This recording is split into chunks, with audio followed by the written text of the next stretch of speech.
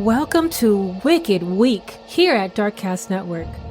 I'm Jasmine of Hands Off My Podcast, host for this episode of Darkcast Network's Wicked Week.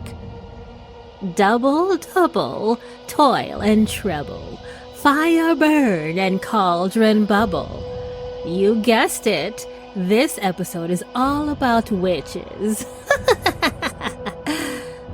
But don't be too frightened, dearies. I've cast a protective spell upon you for good luck.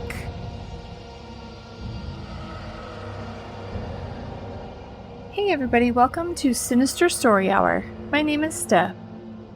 Fear can be such a terrible emotion that causes us so many other feelings and physical reactions. Like a visceral reaction in my gut is what immediately comes to mind, just to help us escape from the chaos. Case in point, let's say you're scared of spiders. Yeah, me too. If you see one, your blood pressure might spike. Like me. I get sweaty, I get panicked, I definitely scream, I develop the it's either him or me kind of line of defense until somebody finally gets rid of the spider. Other things that we might be fearful of can incite other emotions or physical reaction, such as paranoia, irrational anger, or tears, just to name a few. When people fear other people, the results can be devastating. In the 1600s, Moll Dyer was one such woman that the other folks in her Leonardtown, Maryland village feared most. No one knew Moll's backstory, and no one bothered to ask either.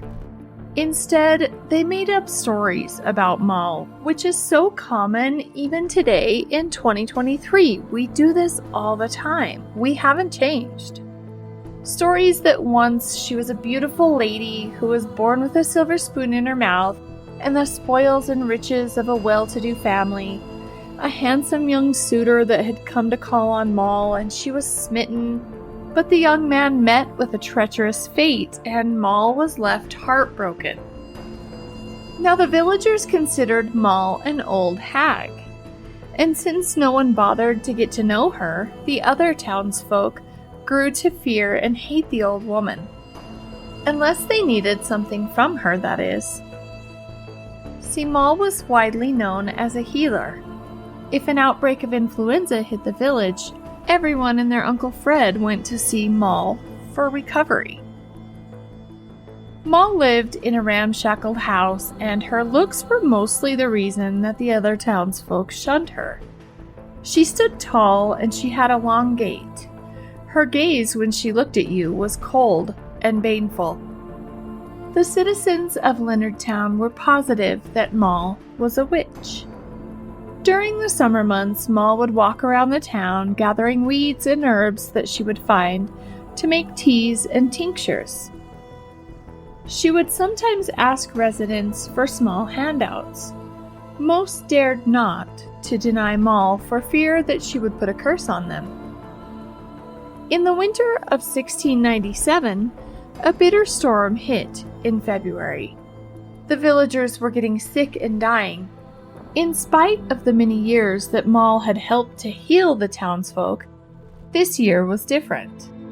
This year the people were looking for someone to blame for their unfortunate luck and unfortunate weather. This year, it had to be a spell that Moll had cast to wreak havoc on their village. Moll lived in the outskirts, her tiny home on the edge of the woods. The townspeople lit torches and marched through the freezing snow to Moll's home. No longer would they allow the Witch of the Woods to control them.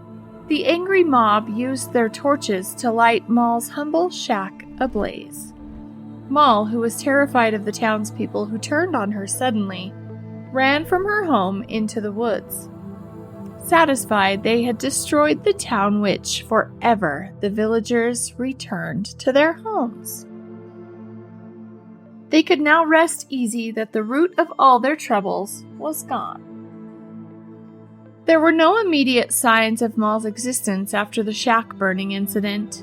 Several days later, a boy looking for cattle that he had lost came upon Moll's frozen body, kneeling over a large boulder, hand stretched to the sky as if cursing the people who had done this to her.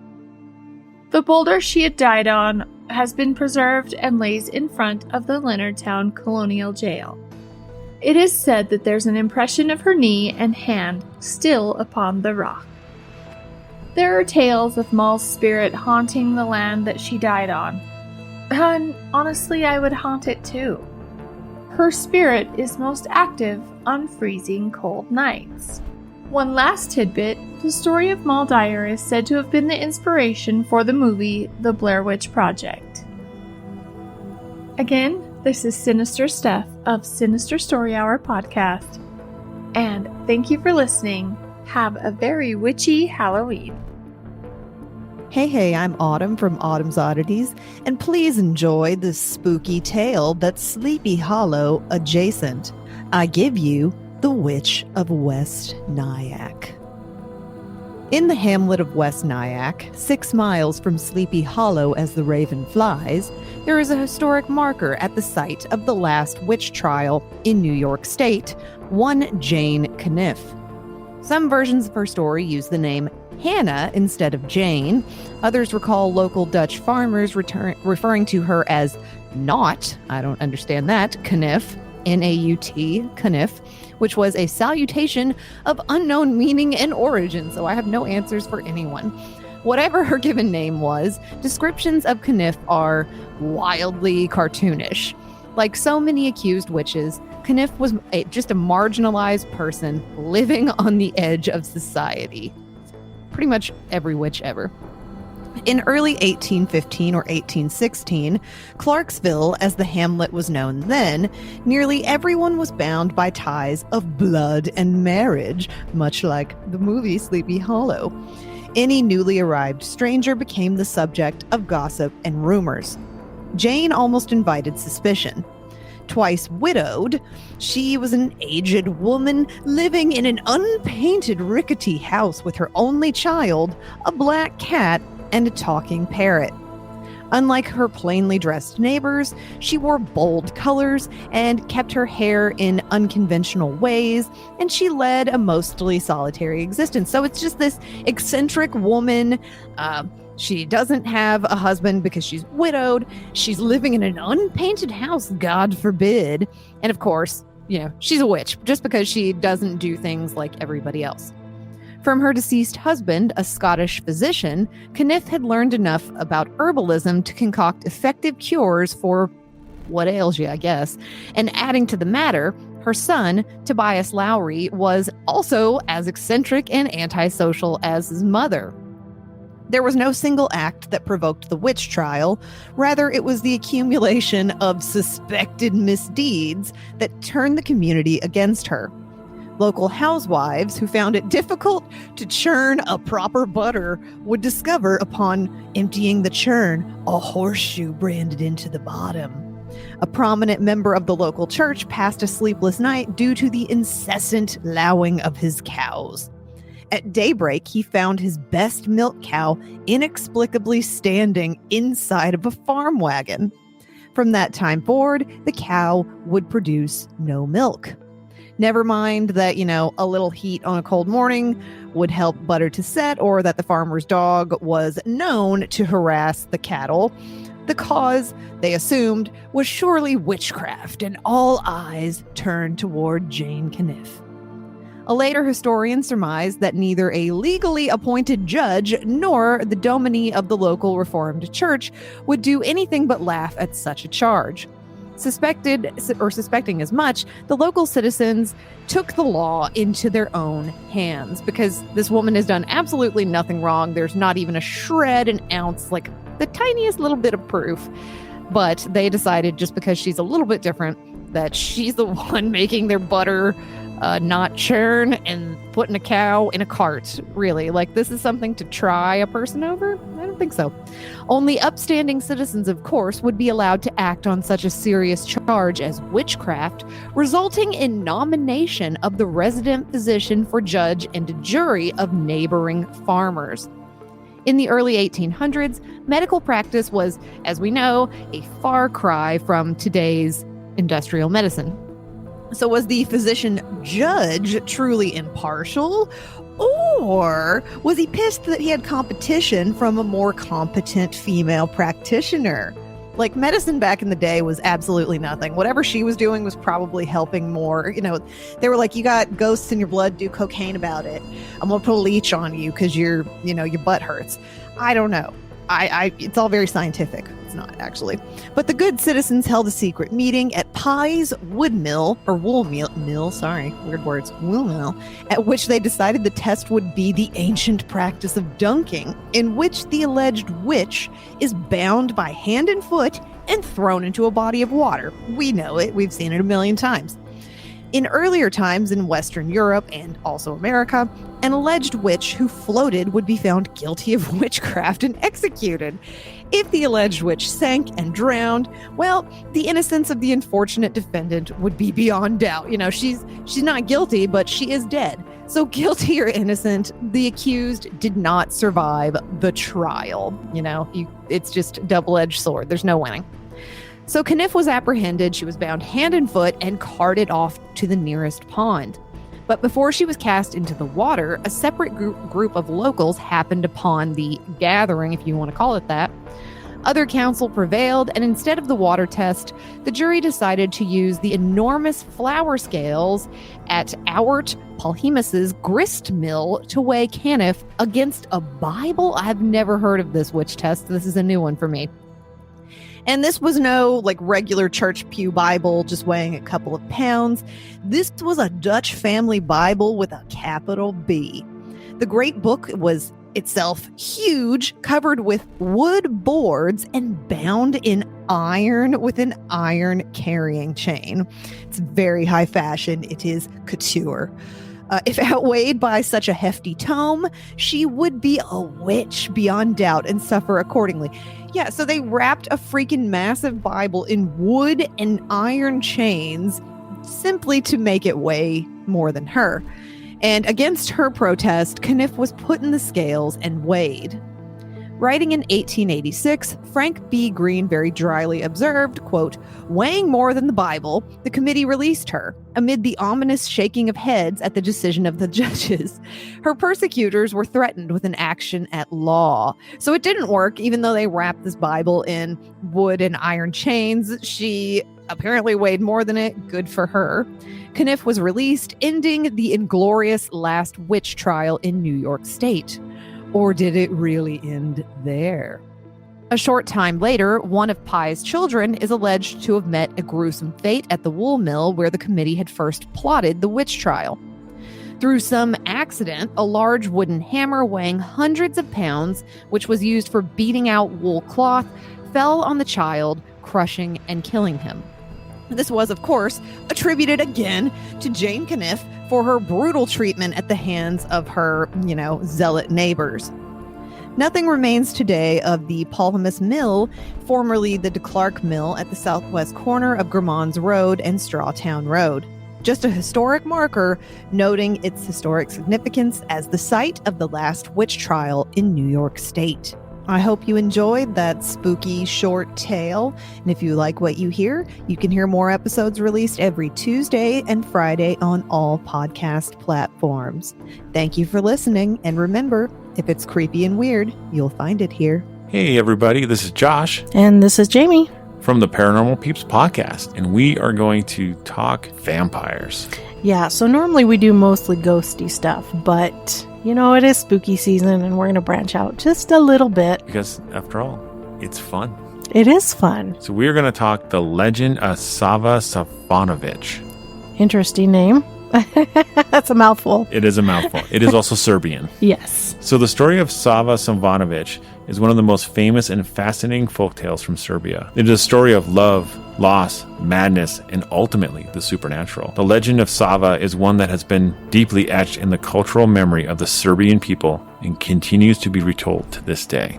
The story begins in the small village of Zorzoji, where Sava lived. He was a successful cattle trader and brave Hajdaki, a member of society known and appreciated for both his courage and wealth. Sava lived unmarried with his brother and his brother's family in a common house. One day, Sava fell in love with the daughter of a local merchant. Despite his efforts to marry the young woman, he was denied because of the great age difference. This rejection led to a deep change in Sava. He became bitter, spiteful, and quarrelsome. People began to avoid and fear him. One day, after a night of waiting outside, Sava sought out the young woman who was driving cattle to pasture. After a short exchange of words, he shot the woman and possibly others present. In the act, Sava also dramatically lost his own life, in some accounts by suicide, in others by strangulation by villagers involved. After his death, as custom dictated, Sava was buried not in the churchyard but near the crime scene. But that was not the end of the story. The villagers reported that they had seen Sava at night, or had even been followed by him. The situation escalated when several millers who had worked and stayed overnight in the water mills on the edge of the river were found dead. All of them shown bite marks on their necks. It was clear to the villagers that Sava had become a vampire. In their fear, the villagers decided to take action. They opened Sava's grave and found an undecaying corpse inside. To break the curse, they drove a pointed stake through the vampire's heart. According to some locals, when they dug him up, Sava is said to have opened his eyes. They drove a stake through his chest. Supposedly, a butterfly flew out and the priest failed to pour holy water in time. It is said that this butterfly plagued people for a long time, and many believe that it still plagues them today. So Sava Signonovich is among the first known cases by the name of a folk belief in vampires native to the Balkans. In Serbian folklore, he is usually considered to be the first vampire. The legend of Sava probably originated in the 17th or 18th century and is closely connected with the interest in vampirism in Western Europe at the time. Reports of vampires and other mystical beings were not uncommon in those regions. There were reports of vampires into the late 19th century, and oral accounts of encounters with unknown beings exist into the first half of the 20th century. Although the stories surrounding Sava can never be fully proven historically, they are an essential part of the Serbian folk tradition. The seclusion of this dilapidated mill contributes to an atmosphere shrouded in ominous mystery. For the curious tourist or vampire-loving visiting Western Serbia, the mill in Zarzoji is an unforgettable destination. Despite its collapse, parts of the structure have been preserved and stabilized. The mill is located in the middle of a dense forest along the babbling river, which is now peaceful, but still exudes an eerie presence if you know the legend. Guided tours are occasionally offered, during which the story of Savanovich is told in exciting detail. As long as the legends are passed down, the memory of the vampire lives on. Sava is remembered as one of the most eerie and fascinating legendary figures in Serbia.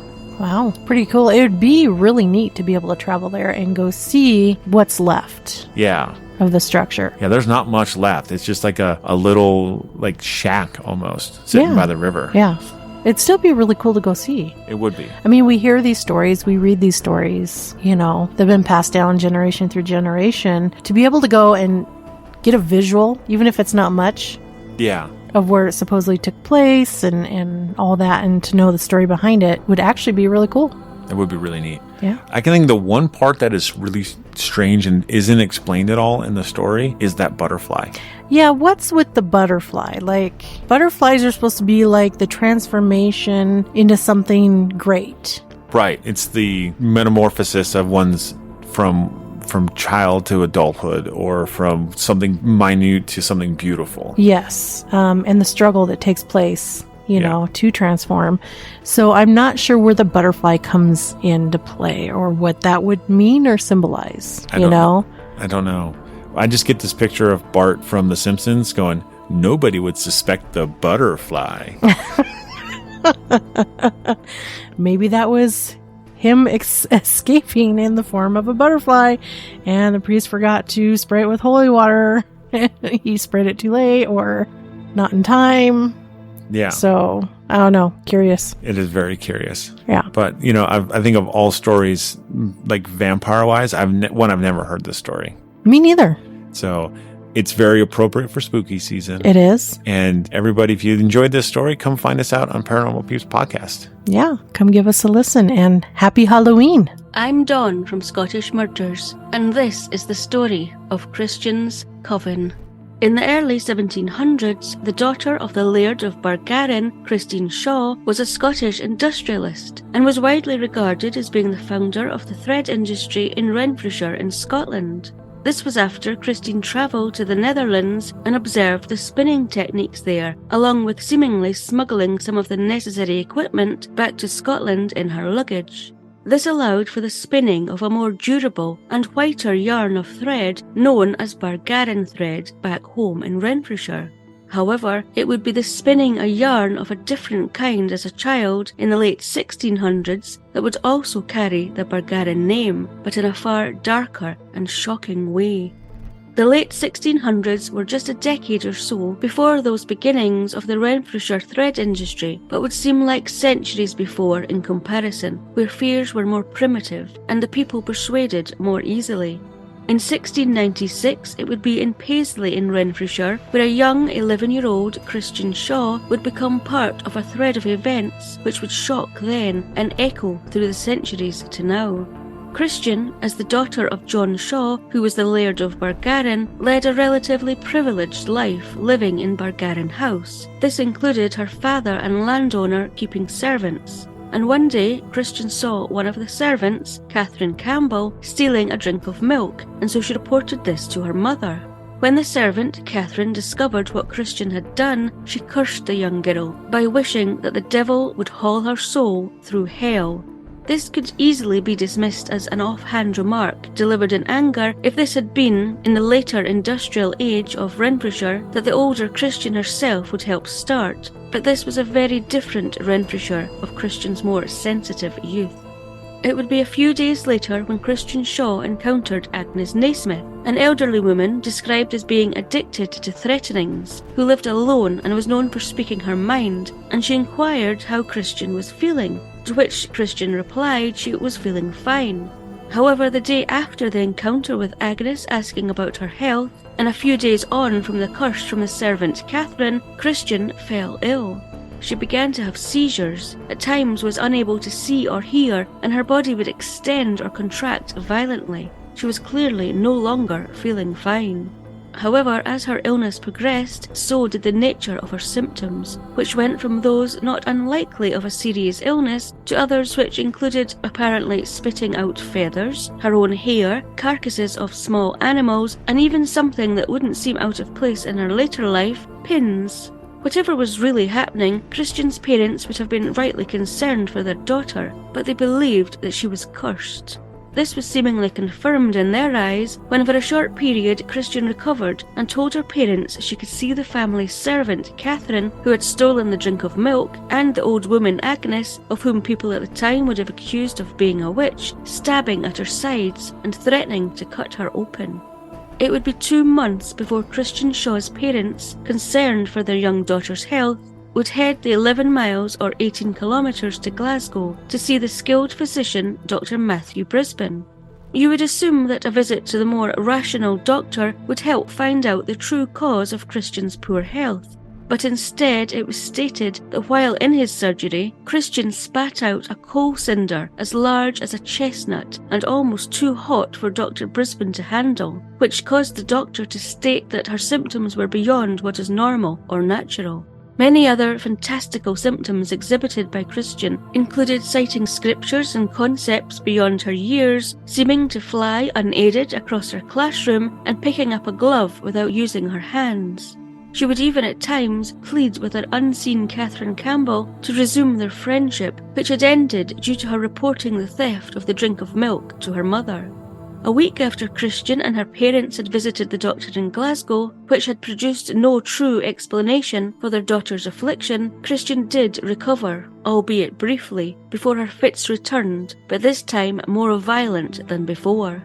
Still left with no answers as to what was happening to Christian, her parents turned to their local parish minister, who stated that the young Christian was possessed and was being tormented by witches, something that was unfortunately quite commonly thought of at the time, and many of her symptoms matched those from the Salem witch trials a few years earlier in America. And interestingly enough, America had recently been visited by Christian's father, John Shaw, the Laird of Bargarin. the church set up weekly fast and prayer meetings at Bargarin House, and Christian Shaw's father appealed to the authorities that those named by his daughter should be arrested. Although it was overlooked at the time, Agnes Naismith, the elderly woman Christian had encountered and who had asked about her health, appeared to genuinely be concerned about Christian, and she visited her at Bargarin House, where she prayed for her and wished her a speedy recovery. Although Catherine Campbell seemingly stated, according to John Miller's account, recorded in his collection The Witches of Renfrewshire, that the devil never let Christian grow better. Although only 2 people were initially named by Christian, which included the servant and the old woman she encountered, the list of the accused grew to include 20 women, 10 men, and 5 other men or women as being part of a coven of witches that Christian blamed for her possession. The Scottish Privy Council set up a commission to investigate the events surrounding Christian Shaw at the request of the church in Paisley to see if there was a case against those accused, and 7 of those names, which included Catherine Campbell and Agnes Naismith, along with Margaret Lang, John Lindsay, James Lindsay, John Reed and Margaret Fulton, were summoned for trial and appeared at a second commission in Paisley charged with murder and tormenting a number of people, including Christian Shaw. The others did not face trial, as their relatives were seemingly able to use their standing in society to buy them out of what became known as the Renfrewshire witch trials, by offering what lands and goods they could. However, that was not possible for the other 7, which included John and James Lindsay, who were only 11 and 14 at the time. The advocate for the 7 who stood trial argued that the prosecution was obliged to rule out the possibility that the events could be explained by natural causes, but Dr. Matthew Brisbane gave evidence that he could not find any such cause for Christian Shaw's condition. There were also seemingly witches' marks found on the bodies of the accused, and doubt was cast on any reasonable explanations for those marks, which were offered by other physicians. The prosecutor confronted the jury, saying if the defendants were acquitted, then those on the jury would be accessories to all the blasphemies, atrocities, murders, tortures, and seductions, going on to say that those enemies of heaven and earth shall hereafter be guilty when they get out. This gave the jurors little choice but to find all 7 of those accused guilty, based upon the word of 11-year-old Christian Shaw. After the guilty verdict was delivered, James Reed decided his own fate by taking his own life in prison, but the other 3 men and 3 women were to be strangled and burnt on the Gallow Green in Paisley in June 1697 in front of a large and boisterous crowd. This included Catherine Campbell, who was carried struggling and screaming to the gallows and calling down the wrath of God and the devil on her accusers, and Agnes Naismith, who seemingly laid a dying woman's curse on everyone present and their descendants, where for many years afterwards every tragedy in the town was blamed on this witch's curse. However, the deaths of those who would become known as the Bargarin witches would be the last mass execution for witchcraft in Western Europe. The remains of the dead were buried at a crossing known today as Maxwelton Cross, and a horseshoe was placed on top of their buried remains, which went missing a few years later. In 2008, this was replaced with a bronze plaque featuring a stainless steel horseshoe and the inscription, "Pain inflicted, suffering endured, injustice done," in a tribute to make sure people never forget the true tragedy of those who had suffered and died based merely on a yarn spun by a young girl who would of course live to grow up and spin those yarns of a different kind. Hello everyone, my name is Raven and I'm the host of Rogue Darkness, the podcast that uncovers how the misinterpretations and misinformation surrounding witchcraft, the occult, and other beliefs have led many to do unthinkable crimes. As part of the Darkcast network, and honoring the spooky season, I wanted to share a chilling tale about a mysterious woman from the past who was said to be a witch, and who was said to ultimately take her own life by drinking her own blood. This is the horrifying tale of Lona the Bloodthirster. Let's go rogue and get right into today's chilling crime. The case of a young woman from Romania who was accused of being a Satan worshipper and blood drinker, whose death had presumed ties to the occult involving ritualistic practices of drinking her own blood that was said to be the ultimate cause of her death. So with what may seem like a work of vampiric fiction, let's delve into the case of the infamous Lona the Bloodthirster. But first, let's start off from the very beginning. Traveling back to the year of 1909, when anything pertaining to witchcraft and the occult, or even anything outside of Christianity, was condemned with the penalty of death. A pair of ministers reportedly accused a 27-year-old woman of the Romanian city, Timisoara, of not only being a witch for her devout involvement in Zoroastrianism, but they even rumored that she had killed and drank the blood of several local children, building a fear of her based solely off of her involvement in a religion that was different than their own. Upon hearing of these presumed acts of devilry, a mob of angry locals gathered, hunted down, and savagely beat young Lona to an inch of her life. Lona was said to be taken to the local hospital to treat her for her injuries, but it's said that after being in the hospital for only 2 days, she reportedly checked herself out and returned to her home, presumably to care for herself and get some much-needed rest in the comfort of her own home. Much to many surprise, though, the very next day after she had checked herself out of the hospital, Lona was reportedly found dead, lying on her sofa, with her arms crossed over her chest. When local authorities came to her home to investigate the scene, they were shocked to find that it looked like Lona had performed a crude satanic ritual the night prior, with an altar next to the sofa she was lying on, adorned with occult symbols, ritualistic herbs, and pagan statues. Atop the altar was said to be a goblet that contained a deep, dark, red stains within it, which authorities determined to be blood. It wasn't just any blood, though, either. Instead, it was concluded to be Lona's own blood, with which she drank on the night of her hospital checkout. Upon seeing the blood-stained goblet, authorities proceeded to inspect Lona's corpse at the scene for any additional clues as to what may have caused her passing, and they noted that although she was fully clothed upon inspection, they saw several cuts all over her arms and legs, indicating self-harm as a means to obtain the blood that was within the goblet. Lona's body was then taken to the morgue for an official autopsy, and the medical examiner there reportedly stated that she had died from a combination of blood loss and internal shock from ingesting massive quantities of blood that then ultimately triggered cardiac arrest. Through drinking her own blood in an assumed ritual, Lona ultimately died of a provoked heart attack. By cutting her own body, draining herself of her blood, and then catching the blood in a goblet to be drank, after repetition of these acts, Lona was believed to have committed ritualistic suicide. As was common back then, post-mortem pictures were often taken of the dead, and there is such an image of Lona herself that was taken at the scene of her death, which shows her deceased body on the sofa. The photo has a rather eerie feel to it, as if she is not dead, but instead sleeping peacefully on the sofa.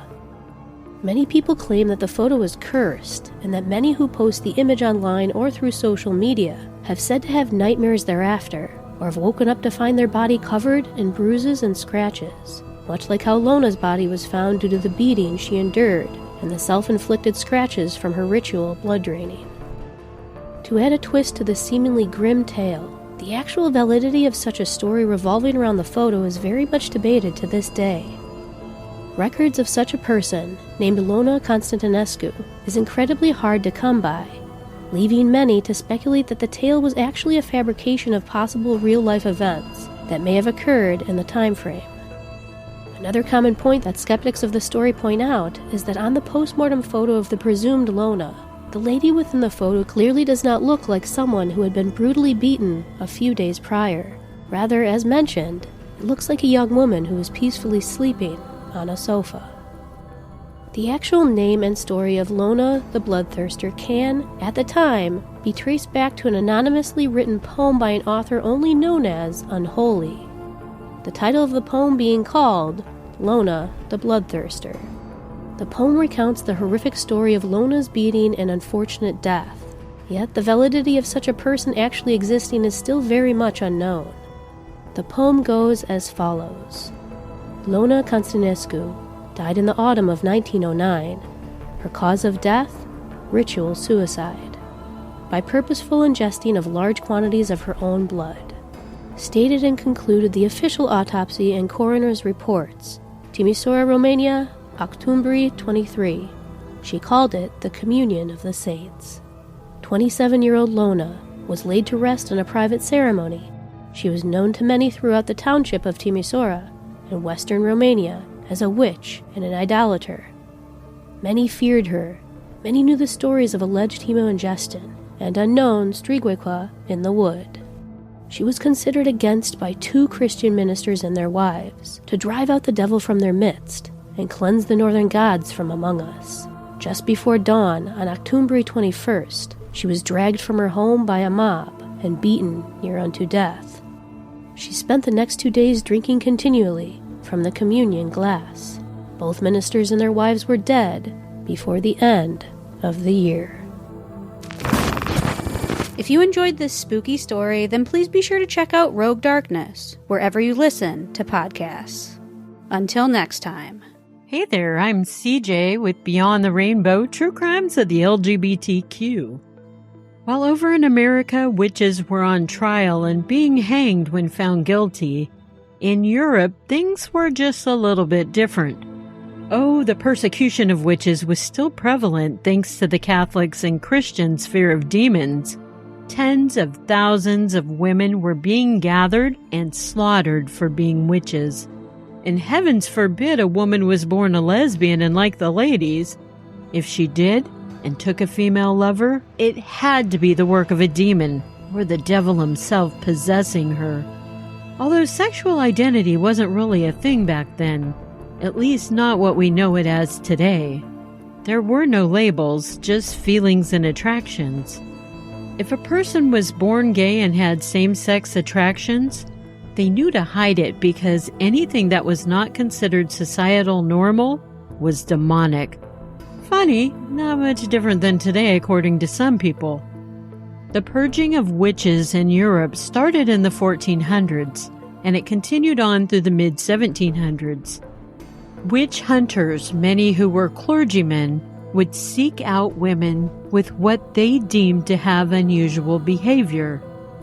One of the tests to find out if a woman was an actual witch was called the swimming test. The woman was tied up, thrown into the water.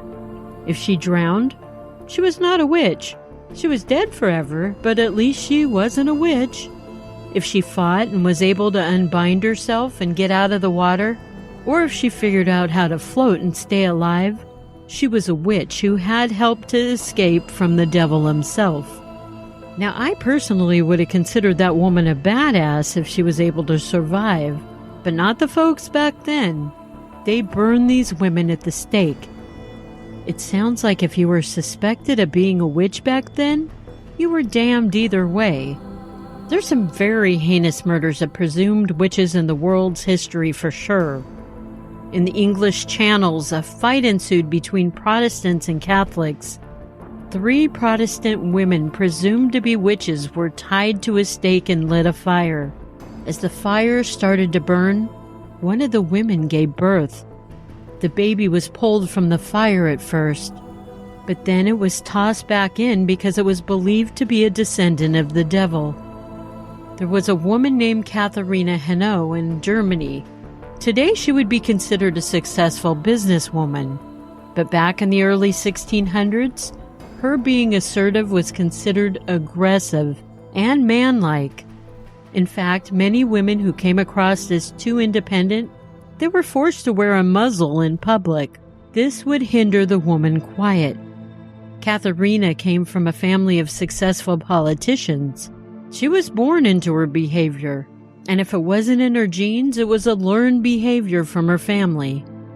She was accused of being a witch and practicing witchcraft, which she denied. However, she wasn't believed, so she was tortured and eventually sentenced to death. But her jurors and judge, they decided they'd do her a solid, since her family was a prominent family in the community. They strangled her before they burned her. Gee, thanks guys. Thanks for killing me before killing me. In all honesty, with the exception of Iceland, who went on witch hunts for men, nearly all the other witch hunts in Europe were predominantly for women. especially in Scotland. Maud Galt was one of these Scottish women. Maud was born in 1620, and if she were alive today, she'd be 403 years old. She's probably happy she's not alive today. Can you imagine being 403 years old? During a good portion of Maud's life, Scotland was going through what was called the Wars of the Three Kingdoms. This was a religious war with England, and all about the reform of religion. Protestants, Presbyterians, and Episcopalians, they all had one thing in common: the fear of demons, witches, and lesbians. Oh my. Yep, I said the L word again. Growing up, Maud knew she didn't have any attraction for boys. She liked girls. In order to live her life and her truth, Maud always knew she would need to be creative to do this. She married a man named John Dickey to be her beard, her cover-up, her disguise. Although it's unknown whether John knew he was a spouse of convenience, John was a Wright, W-R-I-G-H-T, which is someone who is skilled in making wooden objects. And I guess that made him Mr. Wright. He must have been pretty successful at his job because the couple was wealthy enough to have servants. Maud and John never had any children, but as I stated, they did have a couple of servants. One of these servants was a maid named Agnes Mitchell. Maud was highly attracted to Agnes. And since Maud was considered an assertive woman who went after what she wanted, she could be very persistent in her ways until she got what she desired. Some might even call her abusive in how she obtained her goal. Maud persisted with Agnes until she got her way and the two would have sexual encounters together.